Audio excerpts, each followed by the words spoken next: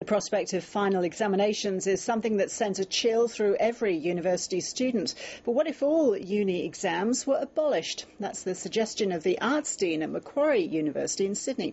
Professor John Simon says students would probably do better if they were freed from examination pressure. Well, it's not only me. There's a lot of educational research to back me up as well. But fundamentally, my experience as a teacher without the research just shows me that when you give students other options, they tend to do better. But if there were no exams, wouldn't plagiarism become a problem? How could you be sure that a work a student was submitting for grading was their own? Well, that's a problem now, of course, even with exams, and cheating in exams is an occasional problem as well, although quite a rare one.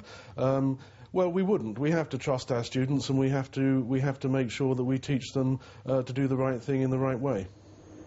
A lot of a university's money comes from fee-paying overseas students, so by having no exams, wouldn't you be devaluing the degrees you are offering, and wouldn't that therefore put off overseas students? I've heard that argument, and it may be true, and that may be a reason for not doing it. But I think that there's no magic standard that happens when you take an exam, and there are plenty of universities in the world. I'm not sure about in Australia, but certainly in Britain and Europe, where exams have already gone. And what was their experience?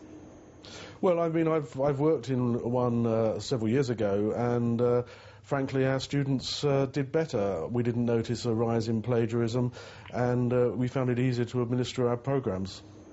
But this wouldn't work with all subjects, would it? Things like a language, for example, you'd need an exam to judge a student's progress. Yeah, that's correct. I mean, I'm not saying that we shouldn't have any exams. What I'm saying is that we should be very careful about why we have exams and set them when they're appropriate and not just as a blanket method of assessing students.